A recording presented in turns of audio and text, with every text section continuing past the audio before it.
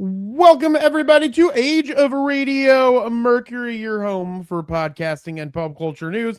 My name is Jeremy Quintanilla, and I'm here with my co-host, creator, Trey. Trey, how is your... What day is this? What, Friday? How's your Friday going? My Friday's been exhausting, but we'll get to that. I want to hear about your Friday, Trey. But before we do that, we have a great show in store for you today. We are going to be talking about Tim Cook stepping down from Apple. We're going to be talking about this investment from Google into Anthropic, and we're going to be talking about some changes to Xbox pricing, to name a few things. But we have a bunch of news in store.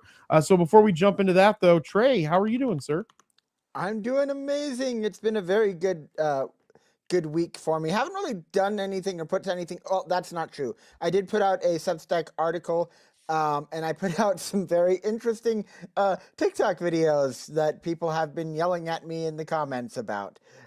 Trey, we should have grabbed some of the TikTok videos, and then we should have grabbed up. Wait, I want to go see some of the comments. I'm going to see if I can find your TikTok on a thing. Keep telling me more about this, though.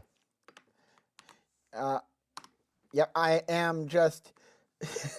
You said amazing, and I didn't hit the button because it's just me and you running this show. We don't have an elaborate show like those folks over at the 3T Warrior Academy where someone's running their device. We run our own devices here at our show, except for when we make Dustin do it, which is not that often. I guess that's when we do live shows. I don't know why I keep playing with this. But Trey, continue. Tell me, what are you fighting with people on TikTok about? Yeah, sorry about that. I was just sending a video or a link to the live to a family member, so maybe they can join if they're not busy. So I have been talking a lot about AI. It's a little bit of what has already been mentioned in my Substack a lot, but it's just stuff about how I'm going to be starting to do some of my writing, and in my opinion, when you should or should not outsource a task to AI. And people have just been like, some people are okay with it, and other people, well, just one person in particular really has been kind of upset with me about it. And that's with you just having AI write your stuff. Is that what it is? What? Okay, hold on. I have your thing pulled up here. Your TikTok. I don't have your thing pulled up here. We're not going to talk about that. That'd be a little weird. It'd be a different kind of show if that was the case. But I have your TikTok pulled up here. Which post is it that you're arguing with people about on? It's my last two, so it's like the third video down because I have 3 pinned posts, I think. Okay, pin. 1, 2, 3. Hold on, let me see if this one. Let's see your beautiful face. I can't hear you. Hold on.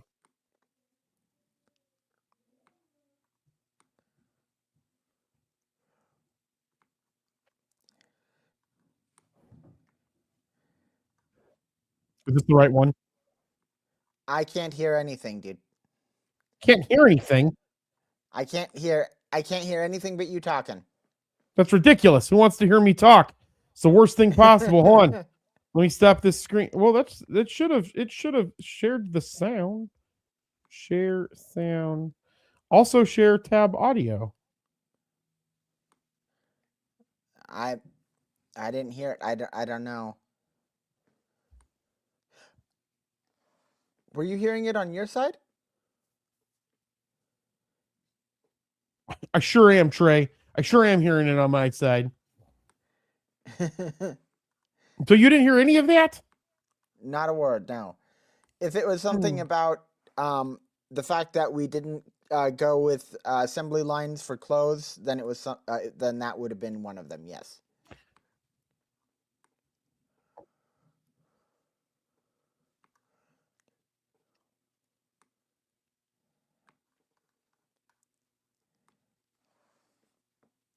Trey, I know why you can't hear it. Because StreamYard fixed the thing that I wanted them to fix the most.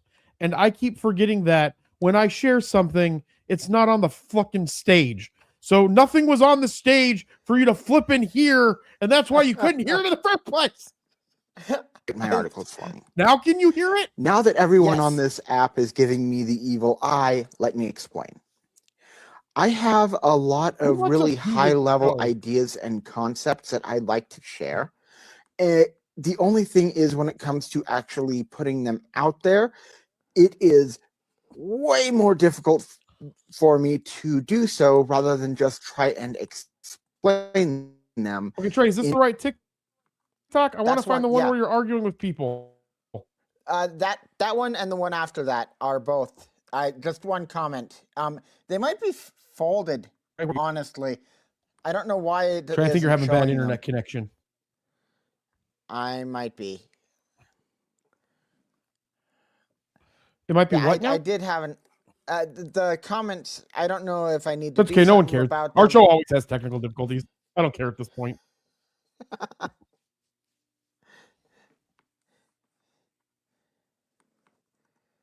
Because they were better clothes than anyone could make. We switched to making clothes on assembly lines because it clothed people a lot more quickly and a lot more cheaply than we could have done ourselves. That's the way I think about AI a lot. If you are looking at whether or not to outsource a task to an artificial intelligence agent or an LLM or anything like that, think it this way. If you care deeply about the result, do not use AI for it. This could be your art, your business, anything where you think that it needs to be done a very certain way. Don't use AI for it. If it needs to be done and you don't care as much about the end result, use AI for it. It will work good enough that it will take that off of your plate and you don't have to spend as much energy on it. Same thing when it comes to... So this is the correct video, Trey? This is the one you've been arguing with people about assembly lines and clothes? It was both of them. Both of them. Fantastic. The one I... Okay, explain to me what the argument is and why are people mad at you and who are you arguing with, and let's go make fun of them on social media. I don't know the name of it. I can't even open up my TikTok because I'm using my phone as the camera. Yay! Good job. Proud of you. It looks good too. It's zooming in on your face.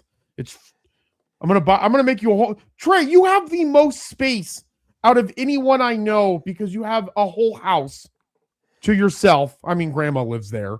And you have a whole basement to yourself. I forgot that I have my gain up so high. And you have a whole basement to yourself. You have a whole basement to yourself. You could essentially make the greatest podcast studio ever to me on, and I'll fund it. We'll make Josh work. We'll make Josh fly to Montana. Josh is in the comments. What's up? Built by Crom. Nope, this is the Sony cam. I just actually dialed in the settings and added better light and now have a backlight. Since Josh is always making fun of my setup. All right, Trey. So, okay, so you're using your phone. You can't look at TikTok. So what's the actual argument that's happening here? Just people getting irritated that I'm talking so much about the benefits of AI. The one guy says, try and learn how to frame stuff so that you can say it yourself because AI isn't going to be able to say it for you. And it's just like that sort of thing. I can't remember off the top of my head. And then the other one, it said, "Oh, yeah, so you're saying..." Actually, I think I agree with what you were. Say again? We have a ridiculous lag today, buddy. It's going to be one heck of a show. We have a ridiculous lag today. It's going to be one heck of a show.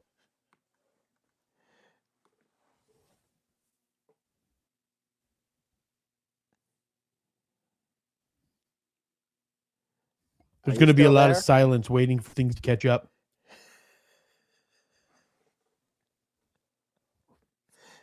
I sure am, buddy. I'm always here. I never leave. What were you saying beforehand? Are you still here, though? I want to see how long these 10 people will keep watching. I was saying that I agree with your sentiment that if it's something that you care deeply about, don't have AI do it. If it's something that you're trying to create that is something that needs to have more of efficiency to it, to be able to have a better consistency pattern that maybe you can't uphold on your own, creating that specific content, then I don't think that there's a problem with utilizing artificial intelligence, right? Like I'm working on my I'm working on my blog, right? Like I'm going to start writing blogs. So I bought the free write. And I've been spending like 25 minutes. I put on this little timer. I got this little like cool little timer thing here. And so it has different minutes depending on what's on the top, and I can just rotate it different. And I put this on 20 minutes and I just let that go. And after the 25 minutes, I stopped writing, and I've gotten a great amount of writing done in that amount of time. Trey, are you laughing because there's such a lag and you can't hear me? No, I can hear you fine. I'm laughing because your influencers must love you. Because I've seen that advertised on Instagram. Why? Why? No one.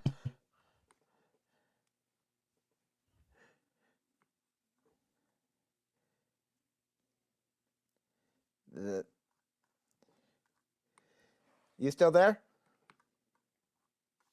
I sure am, sir. Okay. What were you saying? Influencers must love me? Yes, because I saw that product on TikTok, or not to Instagram.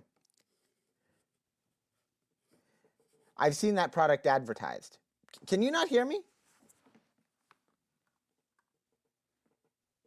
Is it that bad? Trey, what's going on with your internet? No, you are like so all over the place. Like it is like you are freezing everywhere. Okay. Yo, it's really rough from my end. I am so sorry, man. We're having a snowstorm. I wonder if I'm just having internet connection issues. Let me double check what.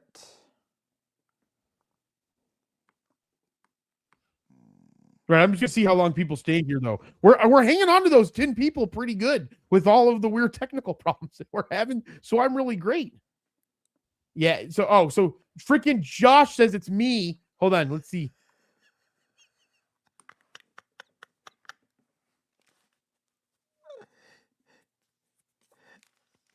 I love it. I do have a snowstorm brewing, it's me. So maybe I should just set up the Starlink inside the house.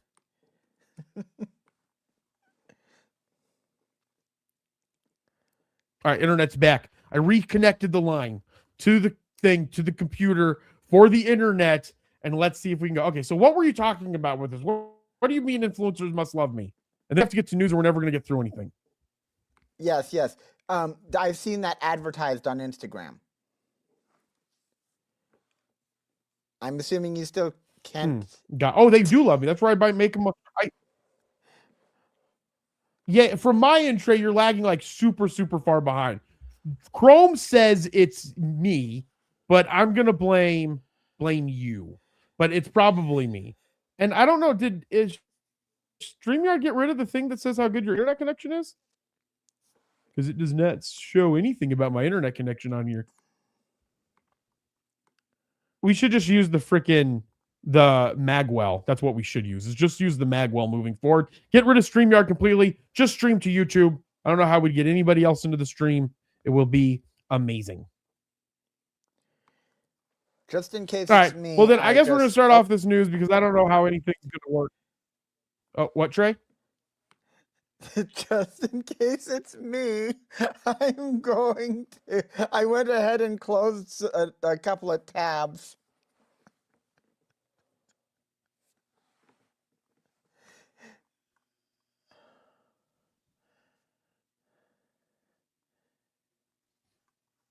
I'm going to try something that can screw up this entire process. Okay. I hope you guys are having a good Friday. I'm having a good Friday. This is always fun, even when... I'm sorry if I'm talking over you, Jeremy. No, you're not talking. I'm trying to, like, I cut my Wi-Fi connection to see if there was a problem with the computer trying to connect to the Wi-Fi vis-a-vis like the landline. And so now I cut that, so it probably just dropped me. We might actually be better now because you seem to be we seem to be in sync now. Yeah, I think what was happening was, so whenever I have my hard line in on my computer, I try not to have, I try to be completely disconnected from the Wi-Fi. So for whatever reason, there's no Wi-Fi connection. And so I think what was happening was the computer, stupid Microsoft, and it was trying to figure out if it needed to be on the landline or if it needed to be on the Wi-Fi connection, is what I think happened. Okay, let's start this whole thing over again. You were saying that influencers must love me because I bought this, because I buy a bunch of shit that's on Instagram. Is that what you're saying? Yes, that was it. Fantastic. Now, Chrome said, Josh said, do you see the new DJI Pocket 4 release? Have you seen that? I have not. No. Chrome, if you were here, you could actually pull the thing up and then throw it up on the screen and we could take a look at it, but you're not, because you're just in the comments and we don't have our own tech guy, or maybe the tech would have been better, except we're leaving it up to me specifically to do this. All right, now over to the news. Apple announced on Monday that CEO Tim Cook is stepping down from the role on September 1st, a position he's held since 2011. Cook will be succeeded by Senior Vice President of Hardware of Engineering, John Turnus, which most people knew that that's what was going to be coming, that it would be going to John Turnus. Hopefully I'm saying his name correctly. Apple stock declined less than 1% in aftermarket trading following the news. It has been a greatest privilege of my life to be the CEO of Apple and to have been trusted to lead such an extraordinary company, Cook said in a statement. John Turnus has the mind of an engineer, the soul of an innovator, and the heart to lead with integrity and with honor. He is a visionary whose contributions to Apple over 25 years are already too numerous to count, and he is without question the right person to lead Apple into the future. I cannot be more confident in his abilities and his character, and I look forward to working closely with him on his transition and in my new role as executive chairman, replacing Cook, who has been at Apple since Steve Jobs hired him in 1998, will be no small task. Turnus, Apple's Senior Vice President of Hardware Engineering, joined Apple in 2001, and he has held his current position since 2013. The 50-year-old executive graduated from the University of Pennsylvania with a degree in mechanical engineering and worked at Virtual Research Systems before moving to Apple. So, Trey, being an Apple fanboy as you are, what are your thoughts about John Turnus? Do you know anything about him? What products he's been a part of at Apple? And do you think that this is a good move for Apple? And where do you see them going into the future? I do think this is a good move for Apple. I'm actually very excited for this because I think that the transition has already started. That's just a little bit of a conspiracy theory on my end. I think that the MacBook Neo was Turnus's love child too. That might not be the right naming, but I think that that was his idea. I think that I believe the M series or the Apple Silicon Macs have been mostly his doing as well. And if he's a good hardware guy, Apple needs a good hardware guy at the helm, in my opinion. I actually think that was actually probably one of the main reasons why they were putting him in place, because he does mechanical engineering. It's going to be very hardware. Like, his mindset as an innovator is probably very hardware focused. And I think that is, as I was saying, maybe when I had said that Apple hasn't been innovative, I probably didn't mean it in the fact that they're not making like innovation headway. I meant it more in the fact that they haven't released an amazing new physical product or hardware product that's substantially outstanding. You know, like for me, like one of the things that I love, like still to this day, this thing is still like one of my favorite pieces of tech that I have. I think that the Mini is fantastic, and I think this thing here is a work of freaking consumer genius. This Apple Pencil, the way that it charges against the Apple, the way that it writes, like this is like my favorite combination of tech that I own, and I love tech. So I think that you're spot on. I think John Turnus is going to be a good piece for it. I think I'm not saying that Tim Cook was a bad CEO by any means whatsoever. Tim Cook took this to ridiculous amounts of shareholder wealth over his tenure at Apple. And I think his push into the streaming services, his push into, Apple News, Apple Arcade, all of those, that piece of like actual content and consumption, I think was super important for Apple to where they're at for today. And I think that having John Turnus in this now, they're going to start really focusing on taking their hardware now again to the next level. And by the way, I still am planning on buying a Citrus Mac Neo, just so everyone knows. It's the most beautiful thing. If you guys don't know, I'm very expired by colors. I don't know why. Like, that's why I literally have my other favorite piece of tech here, even though I'm not a super big fan of the phone itself. But I love this thing because of the cosmic orange. Love this bad boy. So I think that you're spot on, Trey. You ever see yourself getting a MacBook Neo? Do you want me to get you one for Christmas? No, you don't need to do that. I like, it's such a cool product that I've actually thought about it. It's more that it doesn't fit into my plan is the only thing that would probably your stop plan me of not from buying any myself. tech for like 40 years. 40 years. Which remind me again, why were you doing that? Why are we doing this? Why are you not buying tech? To give it time to make some good tech? Is that what's going on here? So, and this goes back to my article last week that I think we talked about. I think that there's going to be a glut of computer components. So I'm hoping that if I can save up all of my tech buying money for the next 3 years, by 2029, there will be so much RAM in the market that Apple is going to have to release the Mac Studio for with like 25 terabytes of RAM or something ridiculous. That's not going to happen, but you can dream. And I'm going to buy 6 of them. Do you have like an actual savings account that's titled Apple Money, and that's where you put that money into? I probably should. You should. We should totally do that. We should each have like a bucket of money that is just labeled a specific, like, for something tech related. Like I don't know, mine could be like music equipment or Nord. I'm really thinking about buying a Nord organ. I'm gonna redo this room here. So we're going to be moving these bookshelves out into another room, and then I'm going to be putting that filing system up against that wall, and then getting myself a better like background, and then build this out into more of a podcast and music studio place than just for offices. Josh, if you're still on here, I can't find the freaking Pocket 4. I'm on freaking DJI's site. I was going to show it because I'm a big fan of DJI. Me and Josh have this dream of like having like, I don't know, drones and like being really good at drones, but I never practice, and my drone just sits there and collects dust.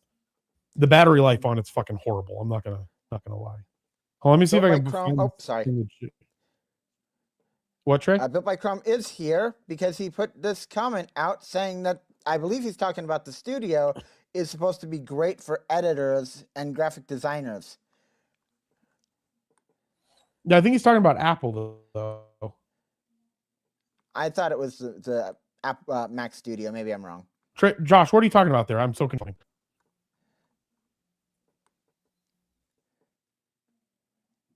Oh, he sent you the link in Teams. All right, he sent me a link in Teams. Let me get the link. Yeah. Hold on. Need some background noise when we're trying to get this stuff going. Let me see if I can, so we can show everybody what Josh is talking about here. Okay, that says that page does not exist.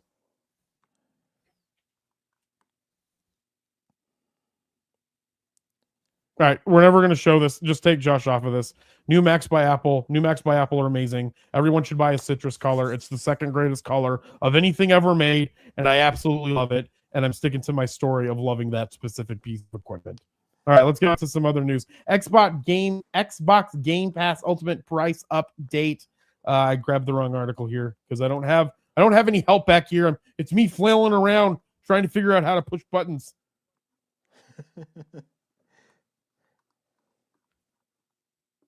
All right, let's go to share screen. All right. I'm excited to hear your take on this. I know, Trey, you're not really a big Xbox person because you have PlayStation, and I personally think PlayStation's better. I'm just a Microsoft fanboy, so That's why I own one, even though technically I'm also a Sony fanboy. So I'm a fanboy for a lot of things. I just whore myself out to everybody. But Trey, what? So you don't have Xbox. You've never had an Xbox. You don't care about Game Pass. Okay, well, no, Xbox, no, I don't. Xbox. But I want to know your thoughts on this. Xbox drops prices for Game Pass Ultimate and PC Game Pass, but new Call of Duty games will no longer join the library at launch. So, like, I've been seeing people all over the internet and on X, like, have a knip shit about this because, like, they're dropping the price of it. So, Ashish Sharma, Xbox's CEO, announced on X that Game Pass Ultimate has become too expensive for too many players. That's fair. I agree with that. That's smart. And the price of Xbox Game Pass Ultimate has dropped from $29.99 to $22.99 a month, which I think is still too high. I think it should be about $18. I think that's what Game Pass Ultimate should be. That's my opinion. PC Game Pass was previously $16.49. Now it's $13.99. So Sharma states that the price change takes effect. I'm sorry. So she states that the price change was taking effect. But now what they are also doing is that Call of Duty games are not coming to Game Pass on day one. Right. So that's like the most important game. That was the reason why I'm assuming so many people had Game Pass, was so they could get all the brand new Call of Duties on day one. So I want to start there with your thoughts, Trey. So two things on this. First off, I think that the Call of Duty thing was just something that was started last year when they brought up the price, but I could be wrong on that one because it went from like a PlayStation exclusive thing to a Game Pass day one sort of thing. But I could be wrong. So you're saying that the actual argument, and I don't even play Call of Duty. I don't even care about Call of Duty. So I don't even care about Game Pass because again, I play most of my stuff on PlayStation and or Nintendo. And so I just have an Xbox for Xbox reasons because I just like having everything, I guess.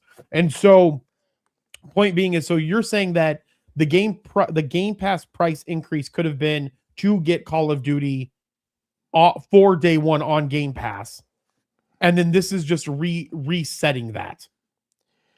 I think that was one of the excuses that they gave, and I think that this is definitely resetting that. But also, not to say anything bad about the people who are excited about this, because great, if you like Xbox, that's great.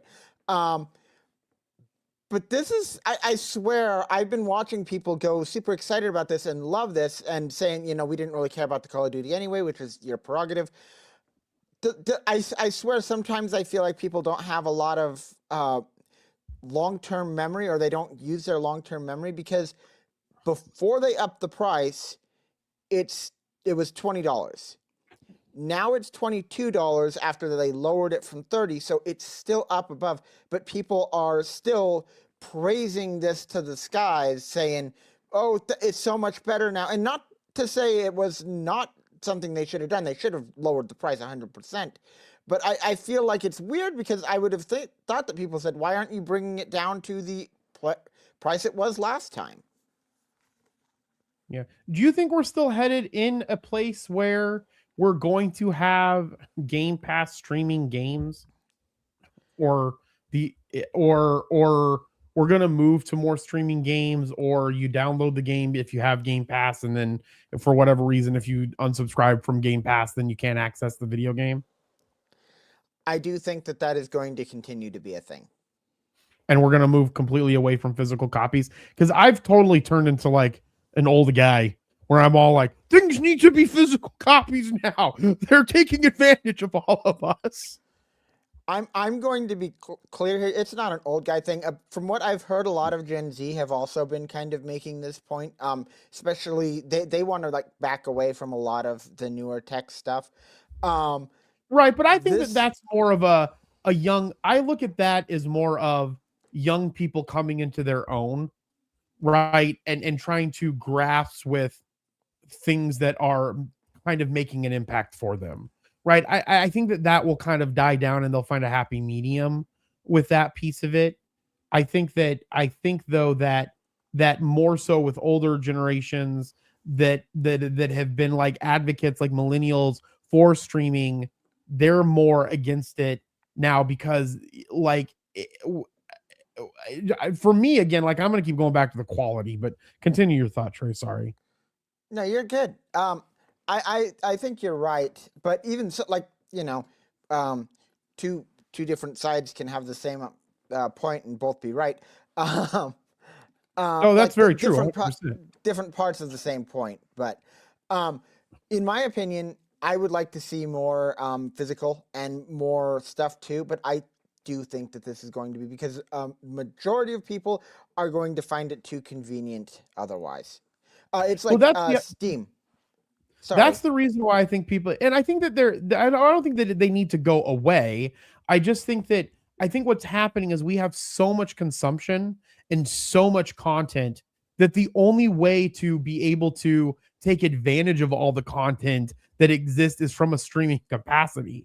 But on the same side, does that mean that maybe we're not even consuming the content at an even thoughtful level as human beings to really grasp it and take it in, right? Like one of the things that's always frustrates me is, how people are always like, I'm gonna read 100 books this year or 200 books. Like they lose when you focus on something like that, in my opinion, you lose the actual purpose of reading the books. Like the end goal, the goal of reading a book should be obtain the knowledge and to gain some more understanding. It shouldn't be like, I'm going to plow through a bunch of audiobooks and books to get to this goal of 100 books. It should be this year, I'm going to try to read these specific books at a thoughtful level to gain a really good understanding of the content. Because we live in this society where we constantly have to want to consume content. And that is the end goal of consuming content. That's a really good point. Crom, who's the only person commenting. Everybody else there, say something funny in the comments. I don't care what it is, just anything. The Xbox Game Pass still has many good titles like Gears of War, Assassin's Creed, Wolfenstein, etc. I think Game Pass has a lot of great stuff. I think what it does is great. I still think it's too priced. That's just my opinion. I just think it's too overpriced. I still think $22 is too much money. Yeah, I agree with you. Also, this is kind of fun. Assassin's Creed is technically part of Ubisoft's game bundle thing that they're doing, and it's just kind of included in Game Pass. It's also in PlayStation Pro. I'm not saying anything against Xbox there. PlayStation. So I like both Sony and Microsoft. I like Microsoft for different reasons. I like Sony. Sony is one of my favorite companies from a planning company. They have a 100-year plan in place from a business and a governance standpoint. Sony is one of the best ran companies on the planet, but I also think Microsoft is one of the best run companies too, just in different capacities. But if we're talking about the gaming systems, PlayStation is such a better gaming system than Xbox. And plus Chrome loves Sony because of his F3, and I love Sony. I'm on a Sony camera right now. All right, let's talk about this. This came out this morning, Trey. Did you read this?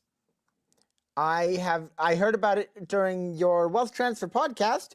So, and that was the first time that I saw it. I did not know that this happened this morning. I woke up this morning, jumped on with CJV, started writing emails, did the book launch, did the Wealth Transfer podcast, got all of this stuff together, had no idea that this was even taking place whatsoever. And it looks like Google is going to invest up to $40 billion into Anthropic as search giant spread its AI bet. So Google plans to invest up to $40 billion. Anthropic's agreement expands on a long-standing partnership between the two companies. Google is which I think Google Ventures, actually, now that I'm rethinking some of this, I think Google Ventures actually invested in Anthropic during their through their first seed round. Google is putting in $10 billion now, with the remaining investment up to $30 billion, contingent on certain performance milestones. I own both, just in all disclosure.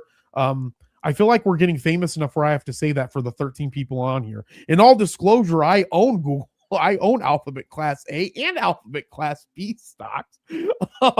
And I am recommending that all of you go out there and buy it as well. But Google plans to do this investment to, I guess, increase the partnership so Google provides access to Anthropic's Claude models through its Cloud division, which competes with Amazon Web Services and Microsoft Azure. The company also offers custom chips called Tenure Processing Units, TPUs, as an alternative to NVIDIA's graphics processing units. And I think we're actually going to start to see Google go much harder into the TPU space with this. So I'm personally kind of interested to see where this goes. What are your thoughts, Trey? I know you use Codex. You don't use Claude, right? I do use Claude. Oh no, you do use Claude because you were using CoWork. Yep. Which has been very nice because I've been able to pull all of my articles off of Substack and back them up onto my craft docs overnight, and that was very nice. Yeah. So what are your thoughts on this? Yeah, I think that this is really interesting. I think that this could be a really good thing for Anthropic because from what I've seen in the industry as somebody who, I usually don't get into this too much, but I watch a lot of people in the industry, Nate B. Jones and stuff like that. And from what I've heard, Anthropic has actually been having a little bit of a hard time keeping up with the compute requirements for their models. And for they tried to remove code from Plus plans earlier this week. And I think the consensus is that they just don't have enough computers to serve that because it's so flippin' expensive and people are using the heck out of it. So this could be good for Anthropic, but I also think that it's really interesting. And it does seem to be, going back to the Wealth Transfer podcast, I do think that this is kind of just inflating the bubble. And my comment when you talked about that was I got really excited and I said, "Great, more compute for me." No, I saw you mention that. I was still hung up on the 50% inflation. You know what would have to happen in the United States for there to be a point where we get to a 50% inflation month over month that's continuous? It could definitely happen.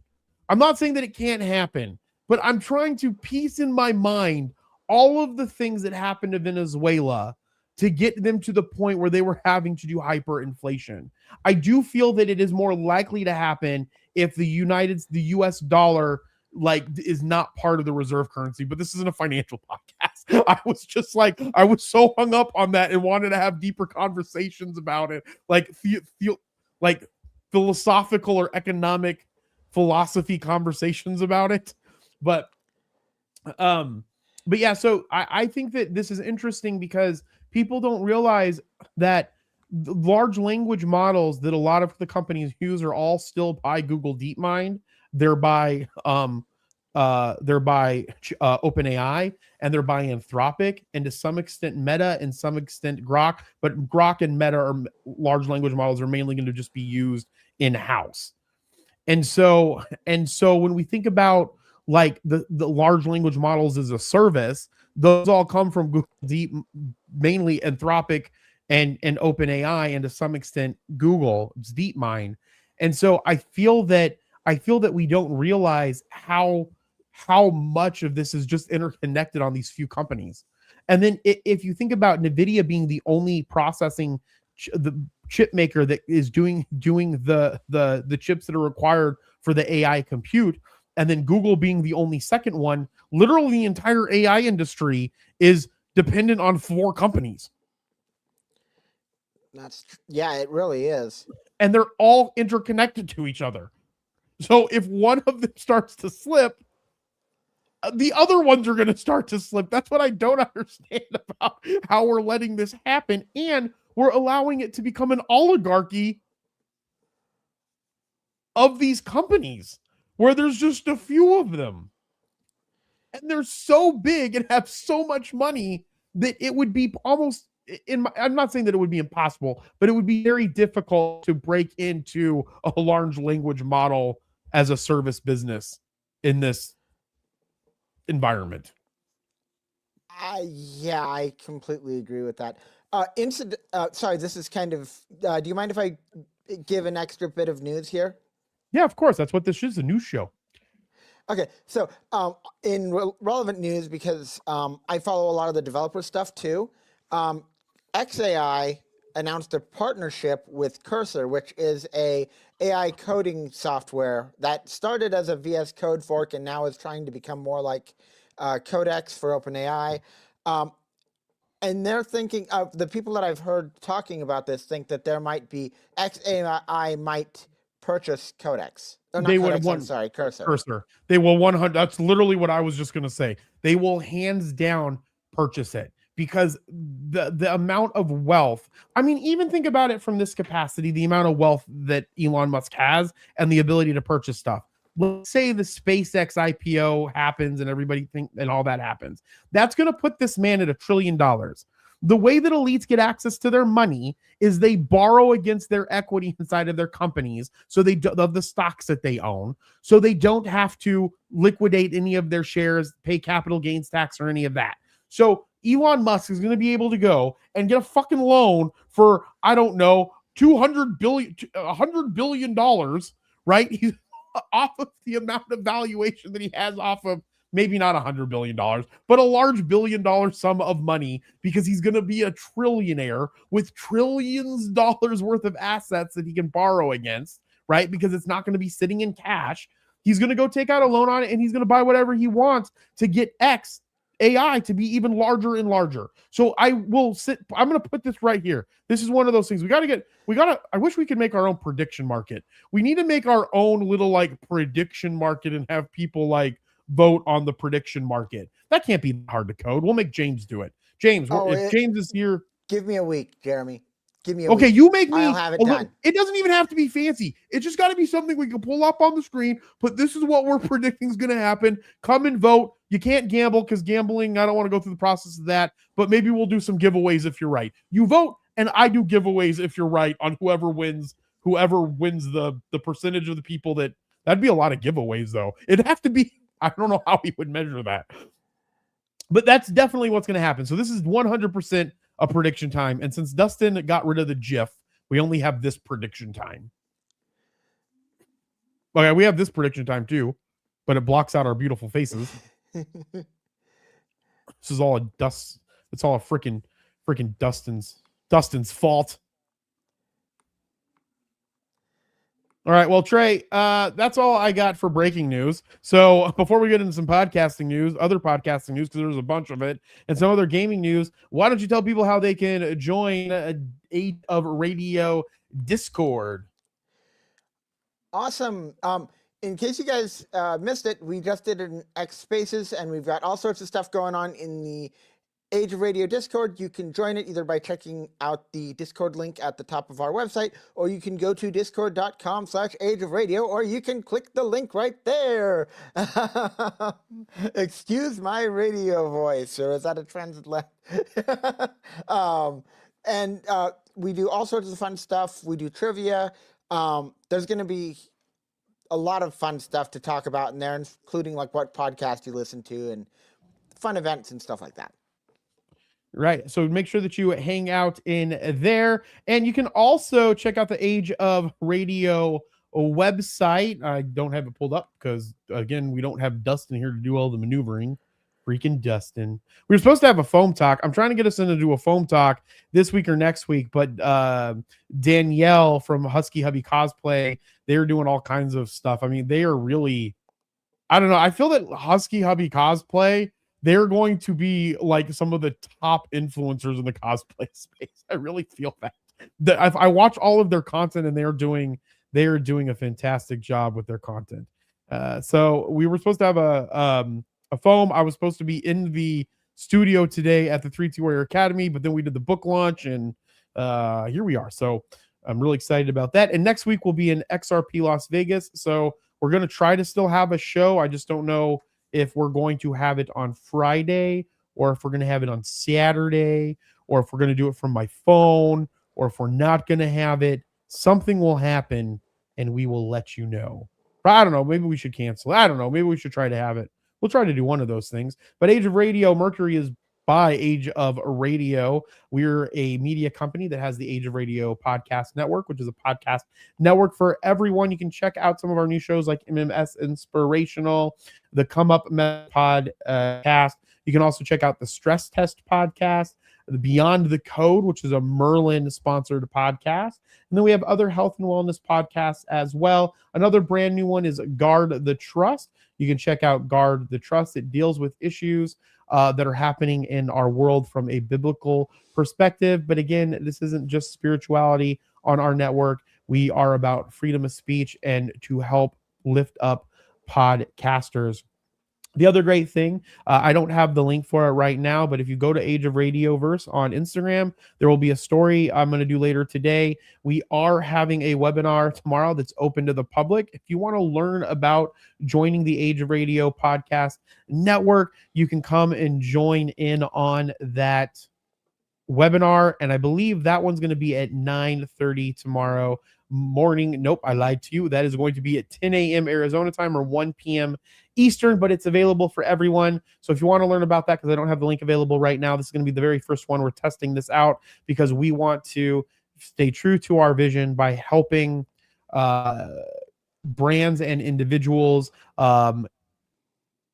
share their stories vis-a-vis podcasts, software, and other innovative outlets. So please make sure that you check us out at ageofradio.com and check us out on Instagram at Age of Radio Verse. All right, Trey, let's get back into some podcast news. But before we get into podcast news, I'm going to throw up your Scriptate app QR code here. Can you let everybody know about Scriptate and what it does and where they can find it? And or they can just click this little QR code. Yep, you guys can check out the QR code. Scriptate is an audio cue card teleprompter app. If you are visually impaired or if you have, Jeremy, could you remind me the disease where letters tend to move around? They have dyslexia. That's it. If you have dyslexia or any other type of reading impairment, Scriptate could be just the thing you need, whether you are a voice actor or a video creator and you use something that is like a teleprompter or you need like cue cards. There is a new version coming out to test flight, I'm hoping within the next 2 weeks, that is going to have 3 great new features. Jeremy doesn't even know about this. I haven't told him yet. It's going to have an Apple Watch version. It's going to... I don't have an Apple Watch, but that's exciting. It's going to allow you to go through slides in a presentation because it listens for that in the background.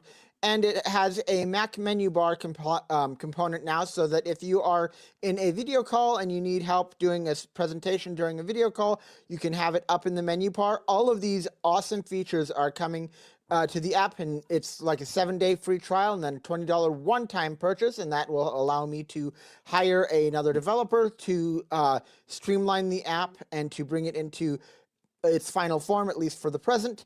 And that's all. Thank you. Absolutely. Thank you so much, Trey. Go check out Scriptate. And again, it's mainly designed for Apple people. Are you going to release an Android version of it? I would need to hire another developer for it because I have no idea how the Android thing works. And I don't even have a way to test it very reliably. Because you have a bunch of Apple stuff. I know. Ain't that the truth? You just a bunch of Apple stuff. All right. Adobe deepens its bet on podcast creation with studio and other audio upgrades. Adobe's expanding its push into AI-driven content creation with new tools across both its Firefly platform and a platform that not a lot of people know about, Adobe Podcast. And they are deepening its bet on streamlined multi-format production workflows.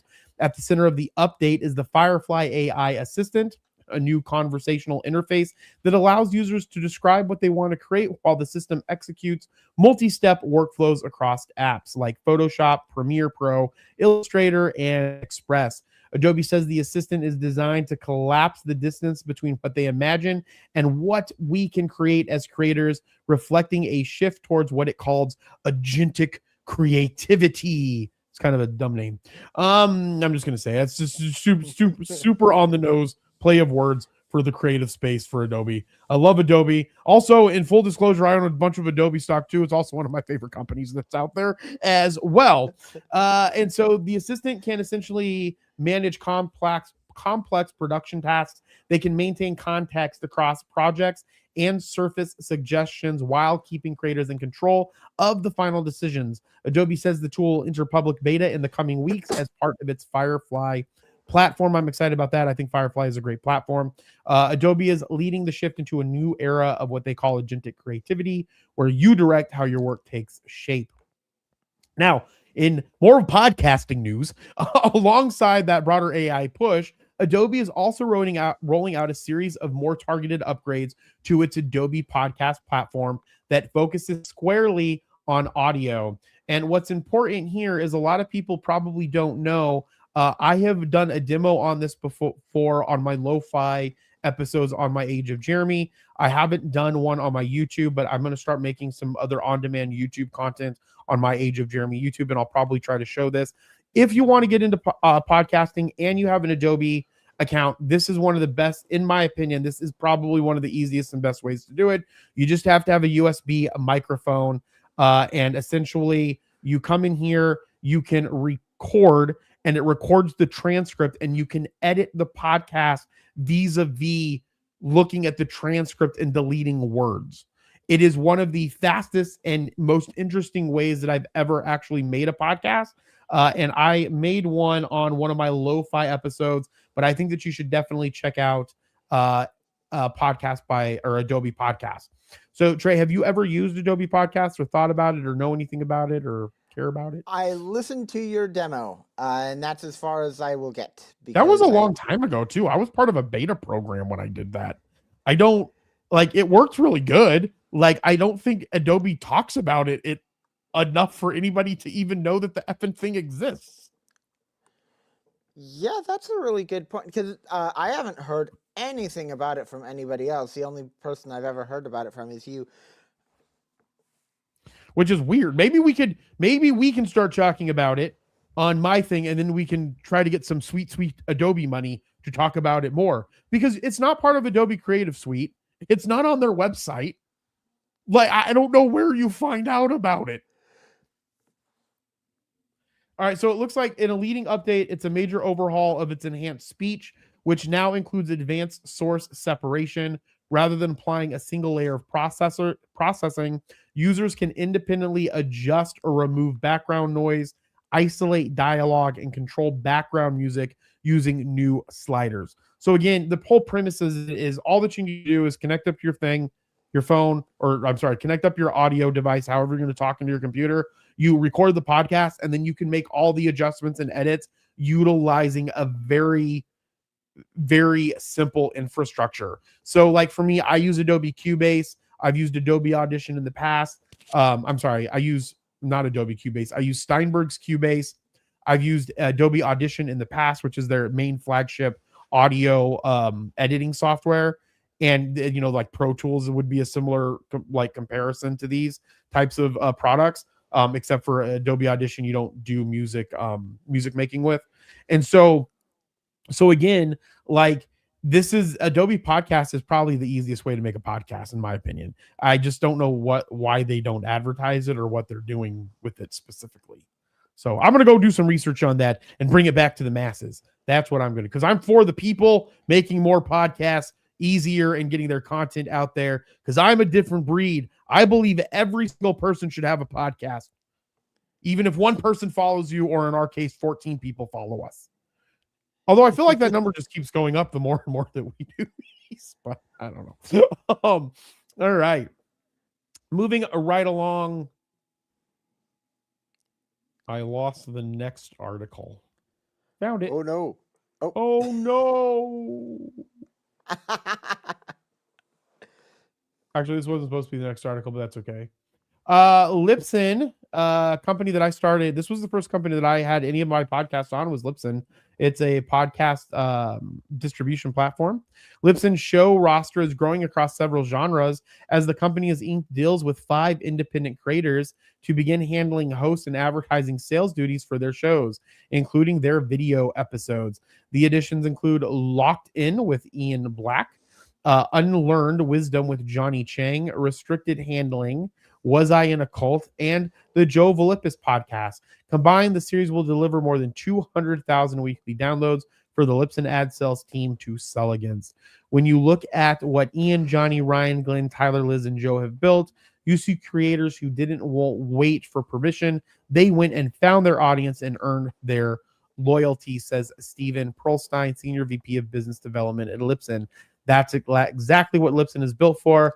We're here to give those creators the infrastructure, the ad revenue, and the distribution. Sounds very similar to what we do at Age of Radio. But I did it first, then Libsyn copied me. That's what I'm going to say. I don't know if that actually happened. Trey, have you listened to any of these? Have you watched any of these? Do you care about any of these? I have not heard about them. I'm so glad that there are more indie creators getting attention in the space. That is deeply, deeply needed. Unlearned knowledge is something that I might have to look into. That sounds kind of interesting. Yeah, I've listened to that one in the past. I mean, a long time ago. Maybe not like super long ago. But I have come across it. That one I am familiar with. So I think that you would definitely like that. The other ones I've heard of, but I've never actually listened to any of them. All right, let's talk about this because video is redefining podcasting playbook, says NAB Show Panel. So there was an NAB show. The NAB show had a panel, and the rush into video is no longer being driven by hype. It's being driven by money. Well, that makes sense because people want money, I'm assuming, and we're all in the ad sales business around these parts. It is driven by money, audience growth, and a fundamental shift in how podcasts are discovered. And for radio stations and podcasters, panelists at the NAB show said the window to act is now. The appeal starts with scale. While podcasting has grown into nearly $3 billion in business, according to the IAB, digital video represents a market many times larger. That display is forcing audio companies to rethink how their content is distributed and monetized. For broadcasters, the argument is less about transformation and more about expansion. The same content that airs on radio or exists as a podcast can be repackaged into video with relatively little cost by just adding cameras to what you're actually doing and then putting that out is video. If you want to grow your revenues, add cameras, said Michael Biernold, president of digital sales at Odyssey. You will grow audience from discovery that exists within the YouTube ecosystem. And with the larger reach comes more ad impressions. So my guess is that every single podcast on the planet and radio show is soon going to have cameras set up in it and will be video that will be available on YouTube. I don't know why I keep swinging this around. Trey, our video, I mean, I get it. I get it. But everything's just going to be a video show now. It's just going to be this. Everything's just going to be what we're doing right here. Yes. I'm actually going to say that I think, and there was another article that was about this, about the same panel or a different panel in the same show that was asking if video podcasting was ruining it for audio listeners. Guys, you don't need to be everywhere all the time, all at once. Yep. You really flipping don't. Build an audio podcast if you want to do audio.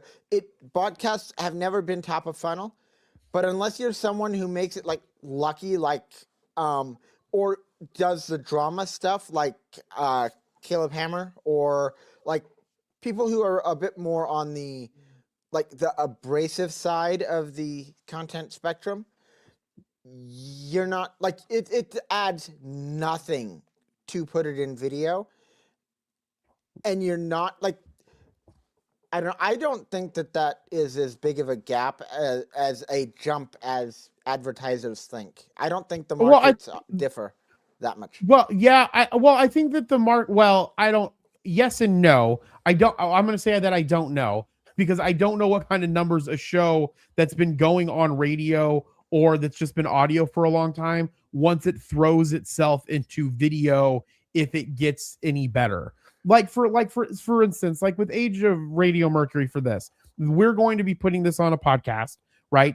Of a podcast feed. Okay, that podcast feed is going to distribute this video as video on Spotify It's going to distribute the audio everywhere else. However, what it's also going to let us do is we're going to record our X Spaces. The X Spaces audio doesn't need to be on YouTube per se. That makes more sense just being on the feed of the podcast so people can listen to an audio formatted segment of Age of Radio Mercury. Maybe we then get like me and Trey sit down and we go meet up with someone and we just want to talk and do a podcast audio. We put that on the feed. It doesn't come to the main YouTube. You don't need to be everywhere. You can design content for the way in which people are listening to the content. Agreed.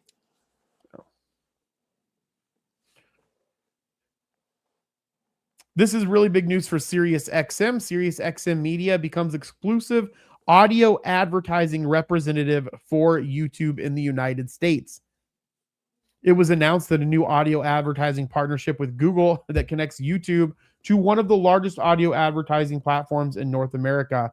The agreement makes SiriusXM Media the advertising group representing SiriusXM, Pandora, and expansive streaming and podcast networks, the exclusive advertising representative of YouTube audio advertising inventory in the US. This will provide advertisers access to guaranteed impressions at scale for the first time, backed by similar sophisticated targeting and measurement as YouTube ecosystem. Audio is one of the most powerful mediums for listeners, creators, and advertisers alike. And at SiriusXM Media, they are proud to be at the forefront helping brands harness that impact at scale, says Scott Walker, SiriusXM's Chief Revenue Officer. By partnering with YouTube, a true leader in ad-supported content consumption, we are uniting our unique skill set with their audience, creating an unparalleled opportunity for marketers and creators to grow their business. Now, here's my question, Trey, because I have always paid for YouTube Premium. What the crap are YouTube audio ads? Oh, this has been... So I don't pay for YouTube Premium. There are too many flipping subscriptions. Don't get me started on how many subscriptions there are, Trey. I support you in not ever having a subscription. Here, hold on, real quick before I give it over to you. Don't lose your thought, Trey. I'm going to go on a rant. Here's my rant: is that I pay for subscriptions because I can. However, I'm an advocate and a supporter. If you don't want to pay for the subscription, don't pay for the subscription, but be okay with ads. Ads, that's why there are ads. And that's why I get so flippin' mad at fucking Disney Plus or whatever the hell's going on. I pay for a Disney Plus, a Hulu, and an ESPN Plus all in one fucking umbrella, and I still have to listen to goddamn ads on their freaking channels. Same thing with Amazon. We got to fight the power. If they're going to have ads, then they don't charge us subscriptions. And if they have a subscription, then we better not be seeing any ads. They're two different models of revenue. So, Trey, never give your money to YouTube.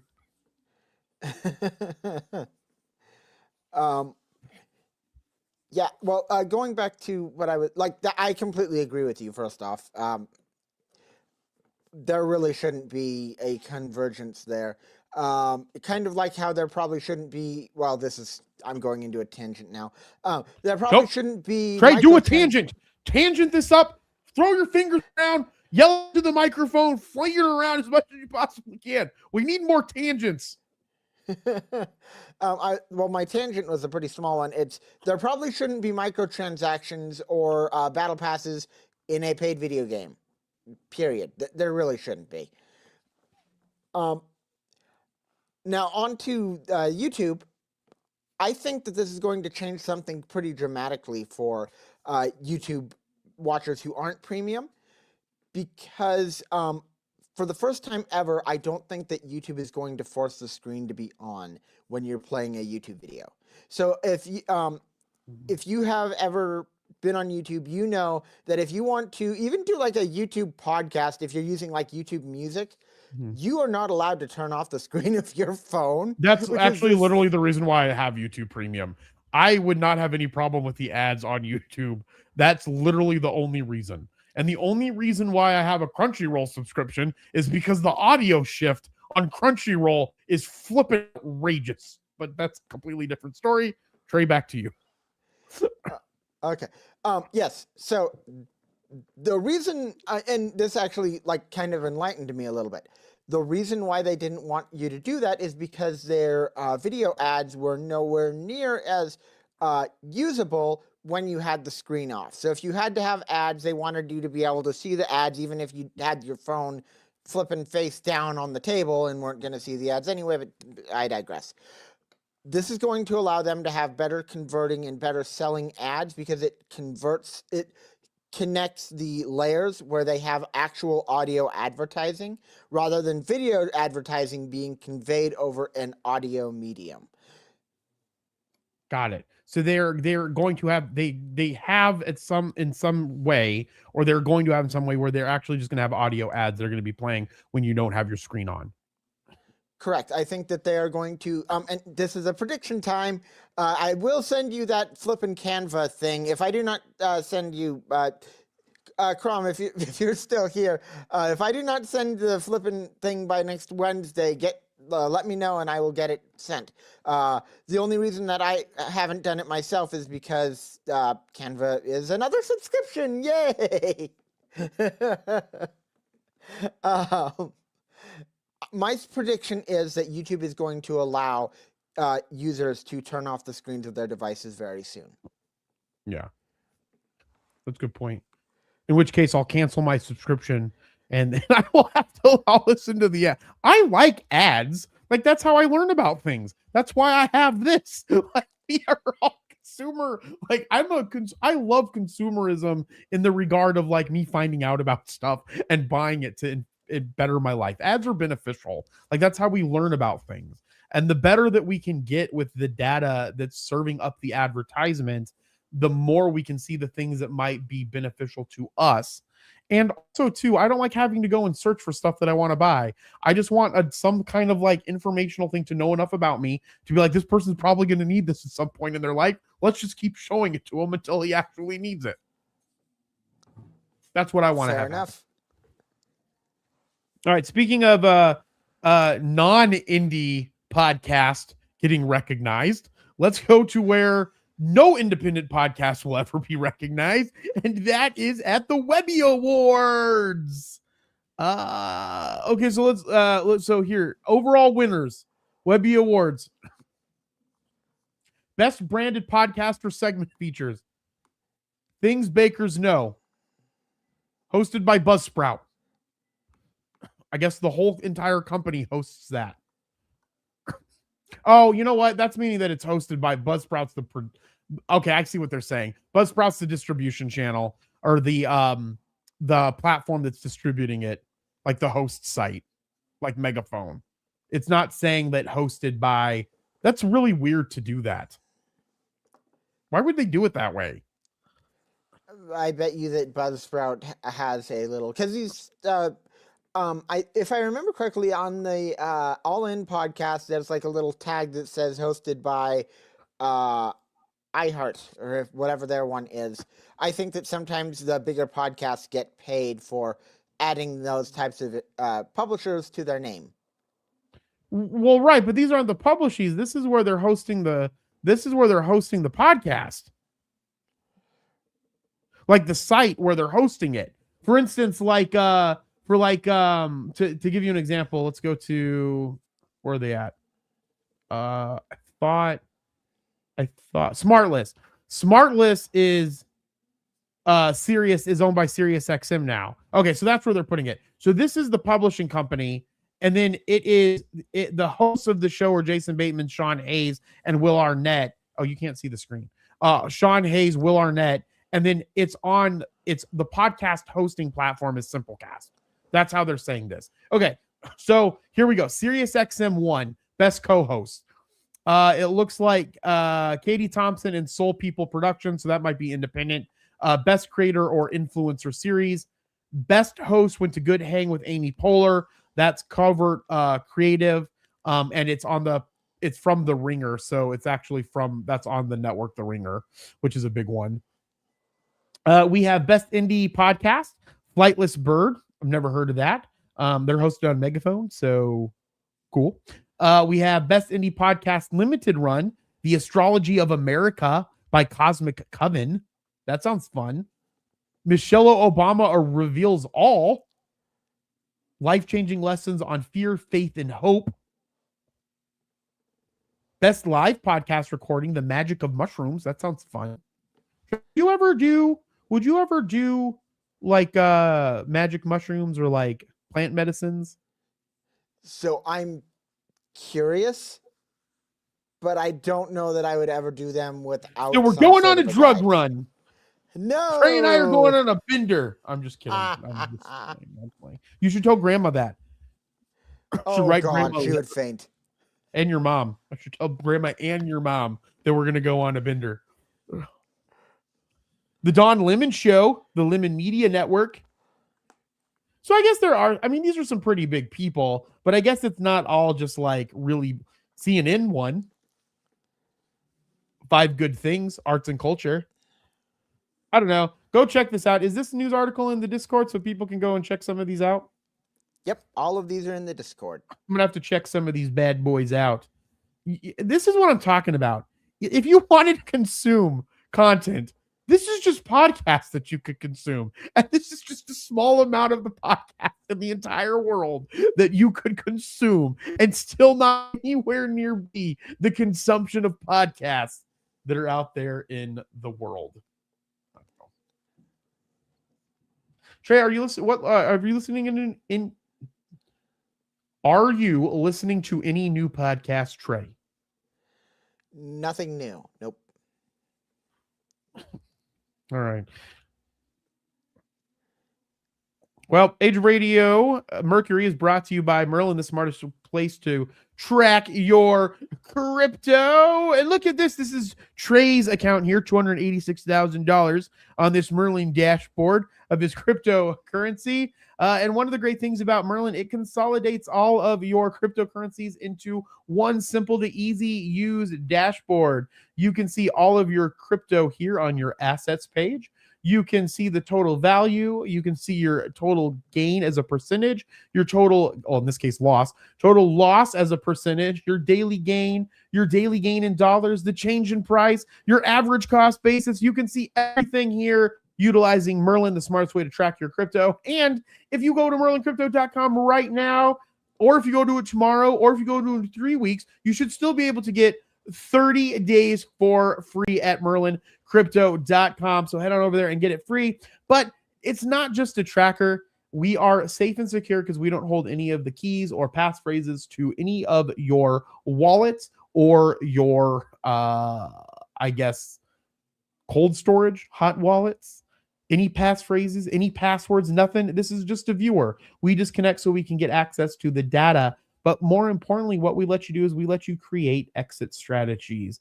If I wanted to create an exit strategy for Cardano or ADA or ADA, named after Ada Lovelace would be my guess, we could come here and we can create an exit strategy with a few simple clicks. Set an exit strategy.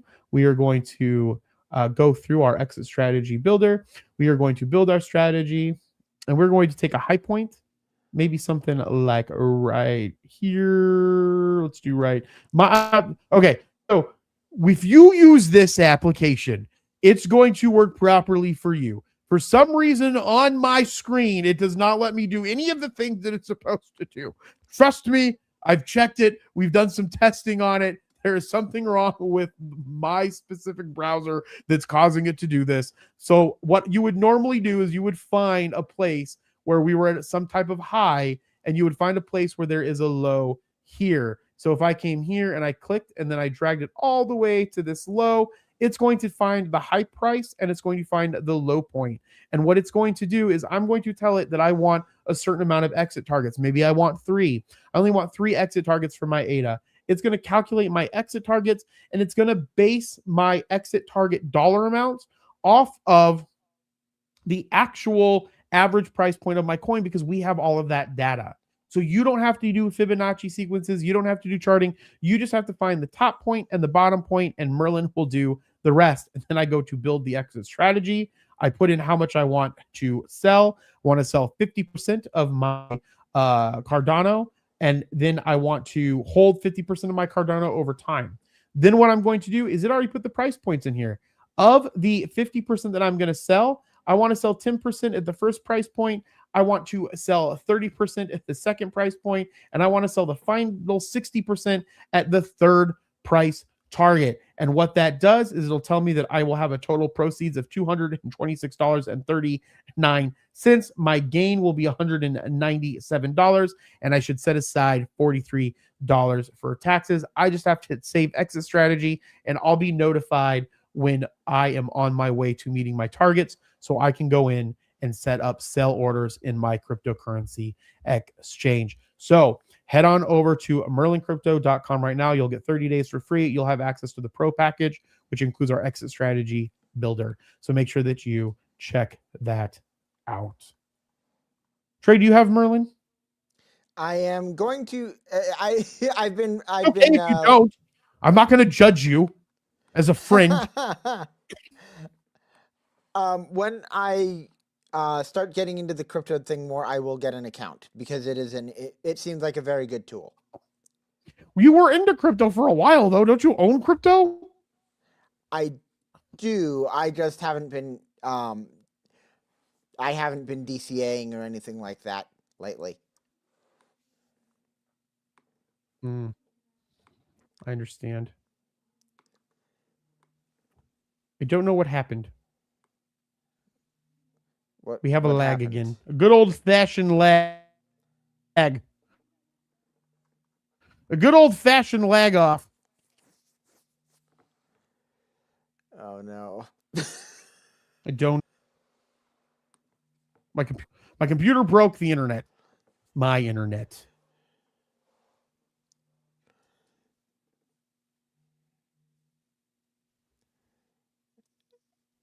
Trey, are you still there? Can you hear me? Yes. Okay, we're back. We're back and sound better than ever. All right. Trey, what video games are you playing right now, sir? Still Legend of Zelda? Since yesterday? Yes. Yes, still Legend of Zelda.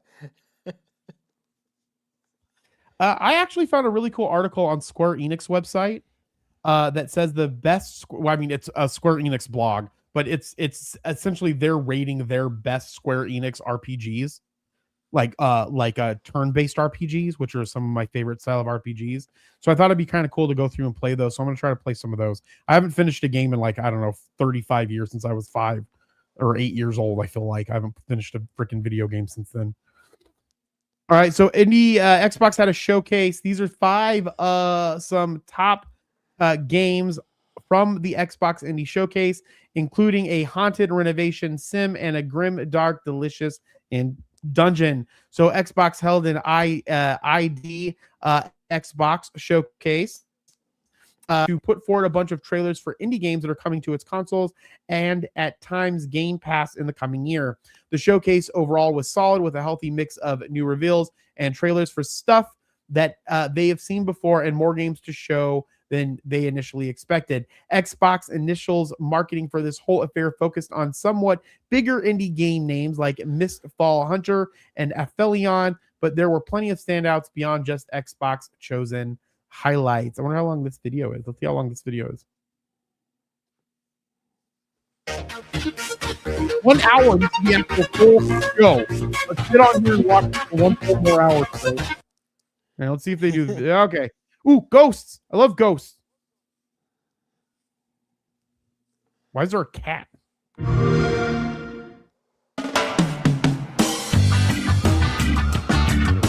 Hey, I'm Chris. A few weeks ago, I inherited this beautiful English hotel from a father I never really knew. But even though we never met, I must have meant something to him because he left me this. It's a bit of a fixer-upper, sure, but, with a little bit of elbow grease and a set of power tools that can do just about anything, I think I could really turn this place around. Yeah, little patience, and maybe a few new friends. I think everything's going to turn out just great. The only problem is, I'm not who I say I am. There's something else I need to do here. Something hidden. I'm not here to renovate and decorate. I'm here to investigate. And to help me, I've got a talking cat. You're the one doing all the talking here. Right? And a set of power tools that also talk. Robert C. McBrushy. It looks like you're about to do some renovations.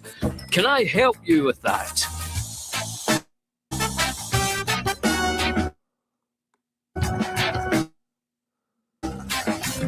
So by day,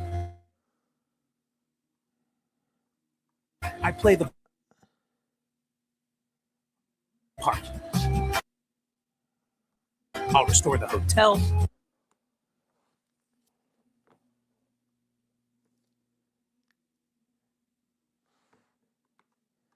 Hey, Jeremy, you still there?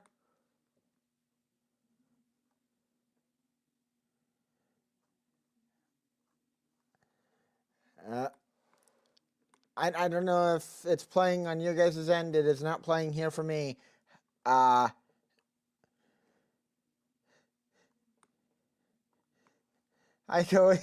hope you're enjoying this. Oh no, we lost him. Oh darn it. Here's hoping that we get him back soon. Let's.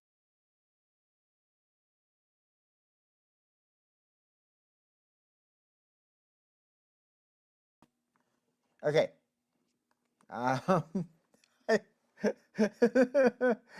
Okay. Forgive me while I try and I'm get back. this. Google Oh, crashed. thank God. It was a shit show over here. I don't know what happened. Just apparently Chrome can't do anything right. We're not going to go into that. I hate Chromium browsers, all of them. Joey's finally here though, so that's good. And we'll see. The game looks fun though. The game looked fantastic. I actually thought that I genuinely, not because I don't like X. I hope that that's multi-platform because I would like to play that. I'm sure that they're all multi-platform. I doubt in any way whatsoever any of these are not multi-platform. They're probably all on Steam too. They're all independent games. All right, let's do one more. Point.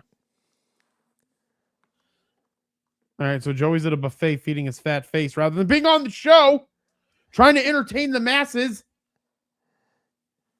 I feel like the show has a lot of yelling in it. I should probably not yell so much in this show. I don't know. What is this one? Let's see what this one is. Let's see if we can crash. We can crash the computer again.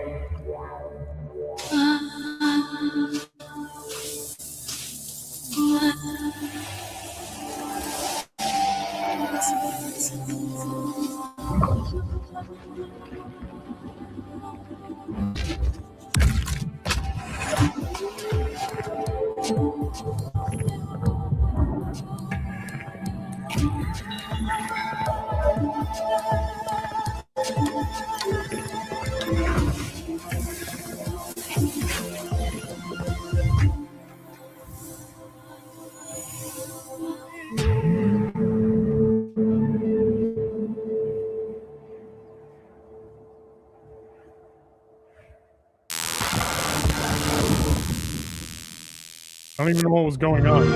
What was happening in there? Very cryptic. It was getting Just Cause vibe, or not Just Cause. What's that one horror game? It's not the zombie one. It's like the small town, or whatever it's called. Oh, Trey, I don't know if we should be having a podcast that talks about this stuff. Just being honest, I can't remember shit right now. What are we even talking about? I just realized this too, that this overlay for Merlin, it cuts you and me off of the it cuts you and me out of the vertical on Instagram. It's really weird how it does this. I don't know. I feel like to go into a slight side quest here is I feel that Meta does not do a good job at third-party integration of using their platforms for live. They really want you to be on their app or on their producer thing doing the specific live, and they're really pushing for that. And I think that that's just awful. All right, well, everybody, there's me and because there's me and Trey. Now me and Trey are gone. There's me and Trey. Now me and Trey are gone. All right, well, that was one. Let's see. Deep dish dungeon. Let's see what this is. This reminds me of Delicious in Dungeon. I think that name was put Hi, in there. I'm Saulo Camerati, one out of two of the team behind Deep Dish Dungeon. Have you ever wondered what it's to feel like an adventure lost in a dungeon with your friends? No map, no hand-holding, tons of hidden secrets, and on top of that, you need to survive by collecting whatever ingredients you find in the dungeon? Deep Dish Dungeon is a multiplayer game that you can play solo or with up to 2 other players. You and your friends start the game entering this huge interconnected dungeon with pretty much nothing in your bag. At first, you find a couple of apples and mushrooms, and you can roast them in the available campfire. As you explore the dungeon, you find other interesting places to set up camp. Whatever you cook is what defines your stats and abilities, so you'll find better ingredients as you progress, making stews, noodles, and many others. The camp serves you as a home base. You bring back resources to it, share it with your friends, and get to craft new gear and tools to further explore. Certain tools will be crucial for your advancement, like this hammer that can break through rusty metal bars, and there will be plenty of other tools. You'll be killing monsters, bosses, solving puzzles, looting, treasure hunting, adventuring yourselves through the dark places. But I invite you to get deeper into connecting to the dungeon, because it's full of symbols and hidden mysteries. I like to think that some of you might not just want to find all the hidden treasures you're looking for, to crawl, to connect to the story, and find other ways of finishing the game. I'm looking forward to you all making the most of later this year and fall 2020. Ray, I can't get us back on the screen. Oh no. We're back up on my side. StreamYard. Trey, can you hear me? I can hear you. Oh no, we've got the Fantastic. lag. Oh my god.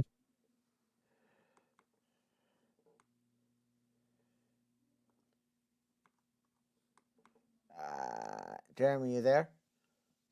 Yes, I'm here. Being angry at StreamYard. It's just like it's if you're gonna pay fucking if StreamYard wants you to pay $500 for, and I get that I'm sure some of it is my internet, although I find that very difficult to believe because I've done other things today not related to. I mean, I guess it was on StreamYard, but so maybe it's just my internet. I don't know. I'm gonna go buy a brand new internet connection, feed a brand new line into this office studio, and then if we have problems, by all darn it. But when we use StreamYard elsewhere, we sometimes run into these problems when we're exterior. So I'm blaming StreamYard. StreamYard, get your shit together. I'm blaming you. All right, this game looks just like any other dungeon crawler game. Looks fun. I'll play it. I really liked that first one. That first one seemed like a really fun one. I think that one was the standout.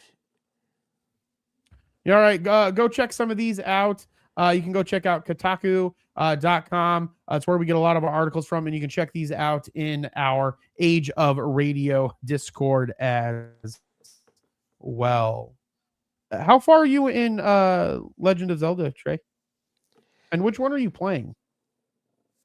Tears of the Kingdom, and I've got 4 of the 5 temples completed. Nice. I'm assuming that 5 is the last one, based off of 4 out of 5. Yes, except for the boss, and that does not at all mean that I'm getting close to beating the game. Trey, I haven't played a Legend of Zelda game through since maybe Ocarina of Time. That was like 40 years ago. Oh, I feel like you're gonna love this. Ocarina of Time had a leak that it's getting a remake to go along with the TV series or the movie. If you guys didn't know, Trey and I did a Super Mario Galaxy Spaces last night on our Age of Radio verse space X. So head on over to X, type in Age of Radio, and you can listen to that space. We're going to be putting it up on our Mercury podcast feed, which we're getting going here as well too. So we definitely want you to partake in those if you can. But in that, we talked a little bit about the Mario Cinematic Universe, the MCU. And part of that MCU is we're kind of out on whether or not the Legend of Zelda movie will be a part of that. But Legend of Zelda is going to be having a movie, and it sounds like, as Trey just mentioned, they're going to re-release Ocarina of Time at that time with a remaster. Is that my understanding, Trey? That's what the leaks are saying, yeah. All right. Well, to close us down for this segment of Mercury, a guy that you know maybe that I don't know, but this guy here is making a Bloodborne anime movie, and he is saying, he's a YouTuber, he is saying that he's not going to make that movie for money. Ram Megadon doesn't seem to be stopping more companies from releasing very cool and wildly expensive PC gaming handhelds. The creator of sci-fi mecha anime classic Macros talks about the nice coincidence of the moon-focused Pragmata launching alongside the Artemis 2. And this gentleman is Jacksepticeye. I forgot that the way that they bundle this into multiple things. Jacksepticeye is still trying to win fans over to his role in the Bloodborne movie production. So Trey, what is Bloodborne? Is that a video game? Did you ever play Dark Souls? I did not, but I know of it. Okay, it's the same company as Dark Souls. It's a PlayStation exclusive, and it is the people who love it really love it.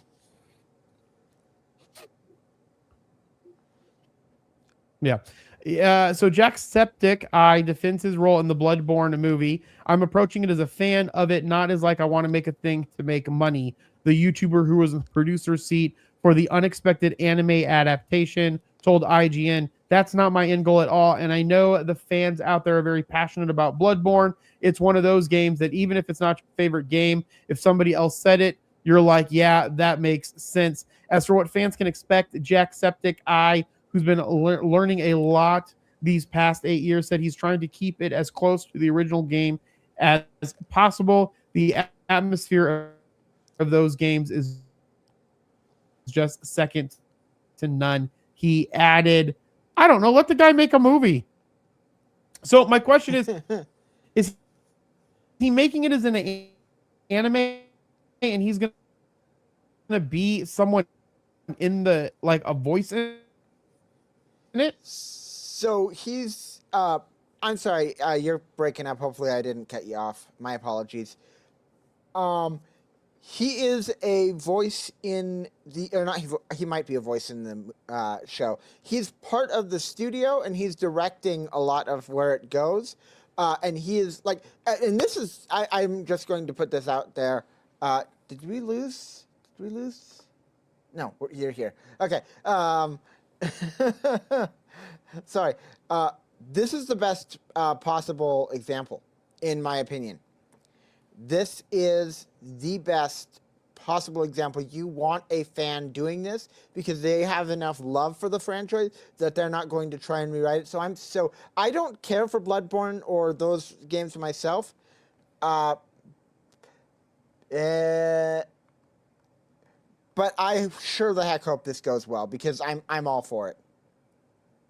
We have the greatest production value of all time in history on this show. I'm almost convinced that we should just keep it going to keep it a shtick that our production value is just garbage. My freaking Chrome just crashed again. I don't understand what's happening in the world right now. I agree with you. If someone's a fan of something and they want to make it, it's going to be an anime. Is that correct, Trey? Yes. And he's not making it. He was just approached to make it. My apologies. Okay, so he was approached to make it. He's the producer of it. And even if he is making it for money, if you enjoy the fucking thing, let him make a thing and see if you enjoy it and then bash him after it's done. I think we start bashing and blaming people too soon. And even after that, I always look at it this way. Here, I'm going to say this. I'm going to use James Gunn as an example because I've been arguing with people on Instagram about James Gunn. James Gunn can make one movie, Guardians of the Galaxy. That's it. Every movie he's ever made has just been Guardians of the Galaxy, Peacemaker, or Peacekeeper, and and Creature Commandos was slightly a little bit different, but for the most part, his cinematic films are all the same. That's fine. They're good movies. I'm not saying that. But the fact is that he can't, like, that's just my opinion of it. Can I do what he did? Probably not. So I'm not judging him and saying that he's a piece of shit for it. Like, I'm not saying that he's a horrible person. I'm just saying that's my opinion. Could I do it? Probably not. I wish him the best. Same thing with this kid, who's someone I don't watch on YouTube because, I don't know, never heard of him before. That shows to go that I have no idea what's going on the planet. And so because of that, I wish him the best luck, and I hope that it turns out to be a hit success and everybody loves it. Because didn't Markiplier make a movie recently? Yes, he did. And it was getting close to being top charts, and then it got removed from the charts for some reason. What was the reason? We don't know. Yeah, that's ridiculous. People need to calm down. If you have an opinion on something, that's fine. But like, in the end of the day, most of us can't do what half of these people do. Wish them the best. Judge it after the fact, based off of your opinion of the thing, and let people have a good time making the things that they want in the world. Whatever. All right. With that, Trey, close us out. What are some cool things you want people to know about, and calls to action, sir? What was the last thing you said? I have no idea. Who knows? Any last words of thought and last calls to action on anything? Yep. So I watched Jacksepticeye. He's great. I'm really looking forward to this. This has been a lot of fun this week, even with all of the. I'm gonna say that it's StreamYard because it might as well. I mean, it could be StreamYard. This is so much fun. I've been really enjoying this. If you guys, I'd be fine if it was StreamYard if I was paying them $20 a month. It's $500 freaking a month for our StreamYard platform to be utilized. That's ridiculous. That's so high.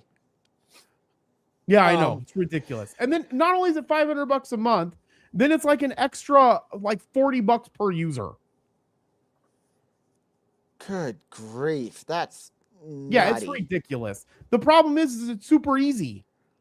But then you get what I would say you get what you pay for, but in this case we're paying a lot for it. Anyway, continue, Trey. Yes. Okay. Those are my thoughts. For the last calls, be sure to check out Scriptate if you are in that type of market, if you think that would be interesting for you. News article coming out on Substack next week. And if you are interested in getting into my insights and my ideas early, I am starting back up where I am not giving everything out immediately. So people who subscribe paid to my Substack get early access to all of my articles, which could have some special insights and stuff like that. And I'm trying to think of other incentives as well. But yep, that's all I've got. You guys can find me everywhere at Creator Trey. And back to you, Jeremy. All right. Thank you so much, Trey. And again, you've been watching Mercury, your home for podcasting and pop culture news, the show that has horrible connection problems consistently for the rest of our effing lives. But I hope that you enjoyed it, and I hope that you come back for more. Hope that you like it, share it. You're getting a lot of great news from it and ridiculous entertainment of me yelling about everything constantly about stuff. So I hope that you enjoy that as well. That being said, you can follow me at Age of Jeremy. Make sure that you subscribe to my YouTube at Age of Jeremy, where you can also see the live streaming of this show as well. Be on the lookout. We are going to be releasing a podcast feed version of Mercury here over the next couple of weeks. And then we're going to be working to bring even more and more content to you as well to build our amazing Mercury brand, which we are focused on making it your home for podcasting and pop culture news. And you can also listen to my podcast, The Age of Jeremy, everywhere that you get your podcast. And with that, as I say, be thankful, grateful, and kind, and we'll talk with you soon. Goodbye.